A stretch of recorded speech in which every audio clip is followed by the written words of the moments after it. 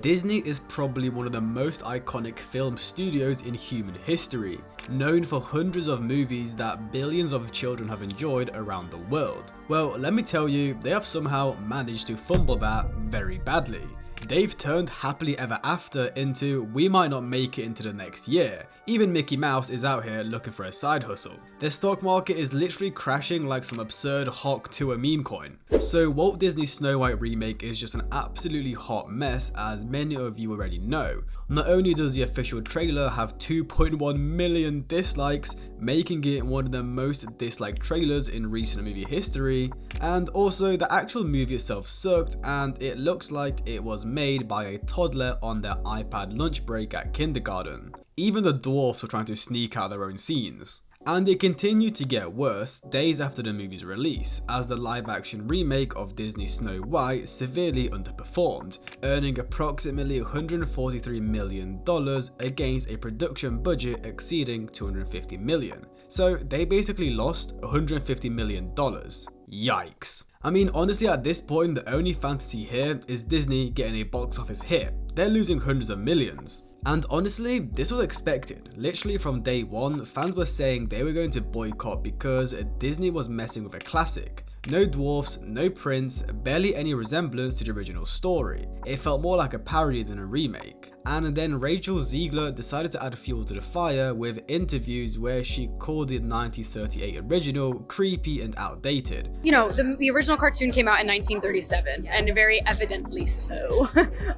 There's a big focus on her love story.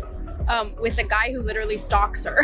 Yeah. Weird. Super weird. So we didn't do that this time. She's not going to be dreaming about true love. She's dreaming about becoming the leader she knows she can be. Cartoon was made 85 years ago, and therefore it's extremely dated when it comes to the ideas of women being in roles of power. Like bruh, you're starring in the remake, maybe don't roast the source material that made your paycheck possible. And if you needed more proof that Disney knew this thing was a disaster, just look at their movie's premiere. No press conference, no cast interviews, no media Q&A, nothing. Disney basically ghosted their own film. For a studio that usually rolls out red carpets like it's the Oscars, this was bizarre. They didn't even try to promote it in the usual loud, flashy Disney way. Instead, they went full stealth mode, like they were trying to sneak the movie into the theaters before anyone could notice. The only people invited were a handful of influencers, and conveniently, all their posts were overly positive. You'd see tweets calling the movie visually stunning, or saying Rachel Zegler shines in the role.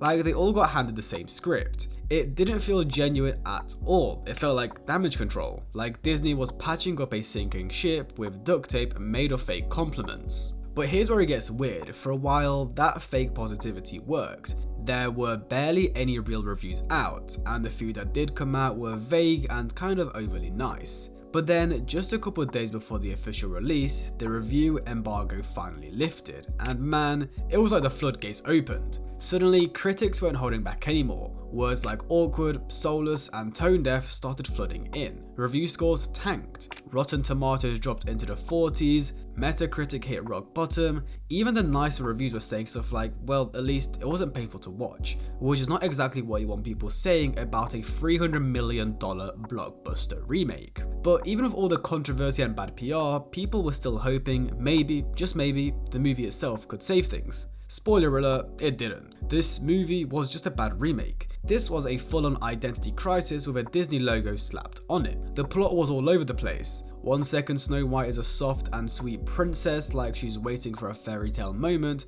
and the next she's barking orders like a girl boss CEO running around a medieval startup. The character had no real arc, no growth, no struggle. She just shows up, declares she's the chosen one, and expects everyone to fall in line. That's not empowering, it's just annoying. Like that one rich white girl at your high school. And the romance, non-existent. In the original, you had charm, songs, emotion. Someday my prince will come and save me. It was iconic. In this one, she meets a guy for like 5 seconds and boom, true love, apparently. It had the emotional depth of a dating app notification. Even the ending felt like they ran out of budget and just hit wrap it up on the script. The evil queen doesn't even get a proper final battle, she just screams at a mirror and gets sucked into it like she forgot to pay her metaphorical Wi-Fi bill. Meanwhile, Snow White just stands there like she's waiting for her Uber. And don't even get me started on the dialogue, half of it sounds like rejected TikTok captions. Instead of a timeless fairy tale vibes, it gave more corporate PowerPoint energy. The whole movie felt like it was trying so hard to be modern and deep that it forgot to be good. And then there's the cast, specifically the two leads, Rachel Zegler and Gal Gadot, who somehow managed to turn a fairy tale into a full-on PR disaster before the movie even hit theaters.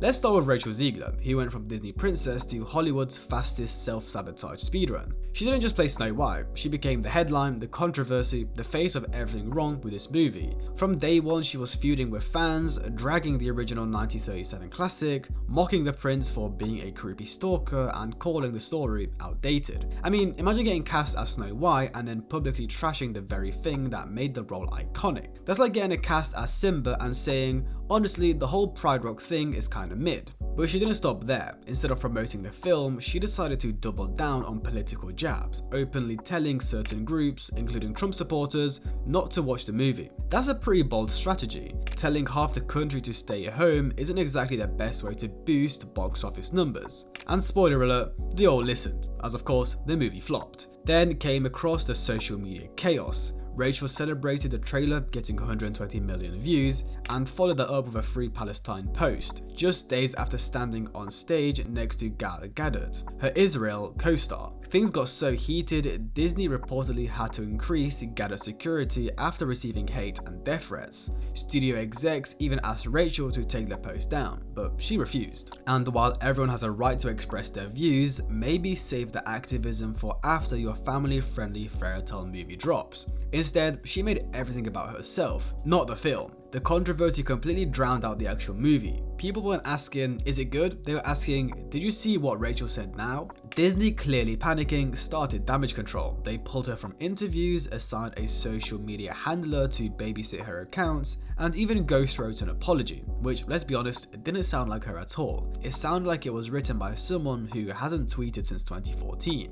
And as if all that wasn't enough, projects started disappearing. Rachel was quietly dropped from rumored roles in Toy Story 5, a Pirates of the Caribbean reboot, and even a horror trilogy with Blumhouse. No official statements, just creative differences and schedule conflicts, aka the Hollywood way of saying, please don't call us. Meanwhile, she was still ranting online about long filming hours, dragging critics, and even claiming she deserved to be paid per stream on Disney Plus because she wore the dress for 18 hours. Like, girl, the movie flapped, and you're asking for Spotify royalties? That's like burning dinner and asking for a Michelin star. And then there's Gal Gadot. Her performance as the evil queen wasn't awful, but it felt weirdly disconnected. Like she was acting in a perfume ad while everyone else was in a school play. She didn't stir up controversy in the same way, but her presence combined with Ziegler's political post definitely created more tension than Disney knew how to handle. Put it all together and it's clear the movie had problems, but Rachel Zegler became the problem.